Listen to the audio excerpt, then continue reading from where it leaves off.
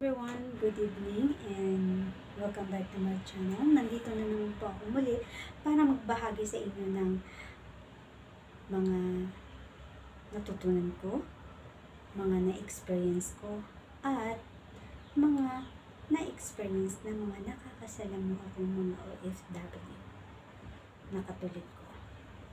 So, bakit nga po ba tayo nalulubog sa utang?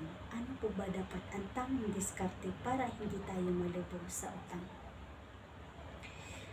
Guys, bago ko ibigay sa inyo yung mga diskarte ninyo na pwedeng i-apply sa sarili ninyo, gusto ko nang ipaalala sa inyo na hindi ako perfecto at hindi rin po ako eksperto sa financial, pero gusto kong makapag-share ng mga natutunan at na-experience ko at based din doon sa mga nakakasalamuha kong kapwa ko OFW.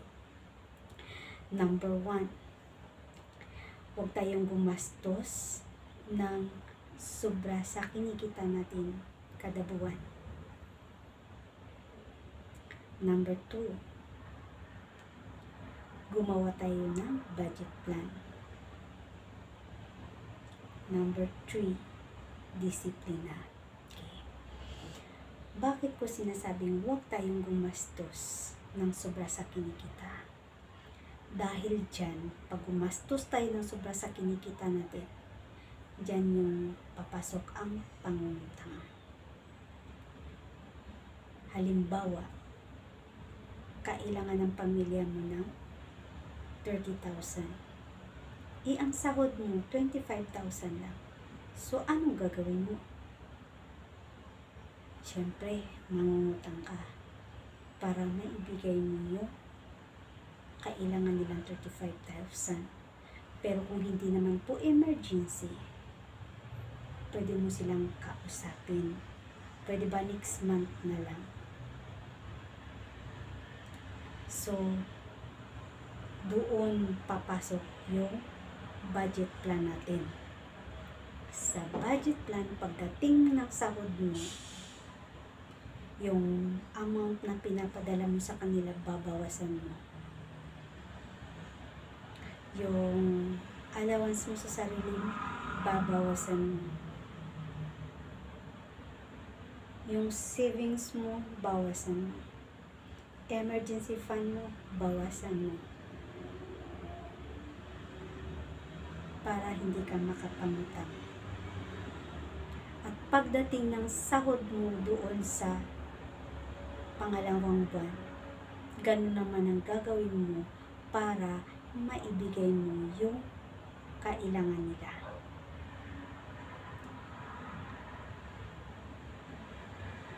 Kasi kung mangungutang ka, mas lalo kang mahihirapan.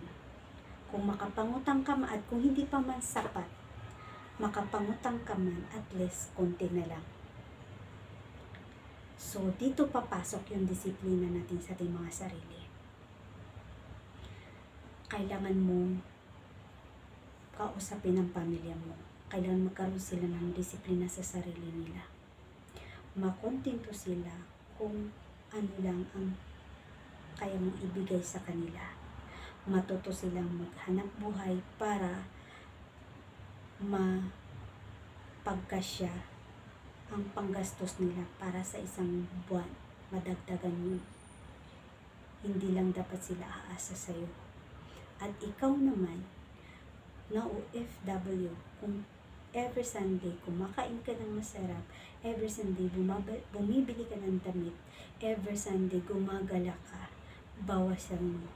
Gawin mong 2 linggo lang ang pagbili ng damit, 2 linggo lang din ang paggalam mo at pagkain mo ng masasarap. Sa susunod ka na naman bumawi. Sa ganyang pamamaraan, mababawasan yung gastusin mo. Makahiram ka man, pagdating ng sahod mo, makakayanan mo bayaran ng inutang mo, magpadala ng allowance nila sa Pilipinas, at meron kang allowance at savings para doon sa personal savings mo at emergency fund. Ganun lang po yun kasimple.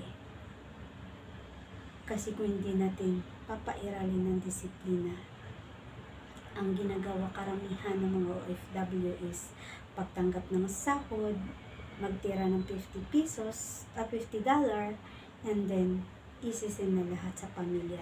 Ito naman si pamilya kapag naka-receive, aba, bonggesyos kaday, hindi inisip na may bukas pa, ginastos ng isang gastusan.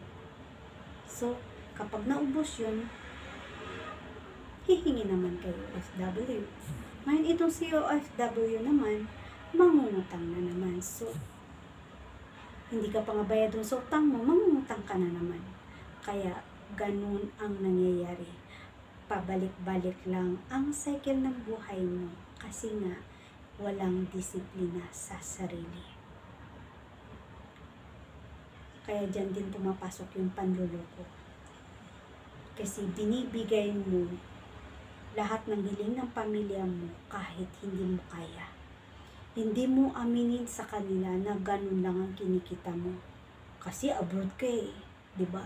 Ganun na naisip mo eh. Minsan nga,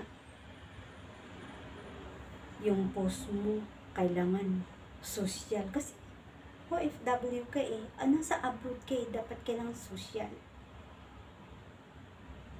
So, ang nangyayari, nalulubog tayo sa utang sa kasosyalan natin. Eh, pwede naman natin dahan-dahanin, di ba? Ipon muna bago magpasosyal. Kung kay searching kita pa nga, save now, enjoy later. Hindi yung enjoy now, iyak later. Kasi mahirap makapag-ipon kung wala tayong disiplina sa sarili natin, lalo't kung maliit ang maliit ang sahod natin, tapos marami tayong pinapaaral, mahirap. Isa pa yan sa advice ko sa mga OFW. Kung marami kang anak na pinapaaral, huwag mo nang ipasok sa private school. Kasi kahit nasa public man yan magpasok, makakatapos yan. Depende sa anak mo. Magiging matalino yan. Matututo yan. Depende yan sa anak mo. Kahit sa public, kahit sa private. Kung ang anak mo ayaw mag-aral ng maayos, it's useless. Napagastos ka pa, hindi pa siya nakatapos. Wala ka pang ipon. So, paano kung bigla ka na pauwi, o di lahat kayo nga. Kaya yan minsan isipin din natin, hindi yung puro na lang sarap at galangin iisip natin. Yan lamang pong may share ko today. Sana'y may natutunan kayo, and advance Merry Christmas sa lahat. Naway lahat ng OFW may naipon na, hindi man kalakihan, but at least nakapagsimula na kayong mag-ipon. Huwag puro galaha, ipon-ipon din pag may time, tipid-tipid din pag may time. God bless and thanks for watching everyone.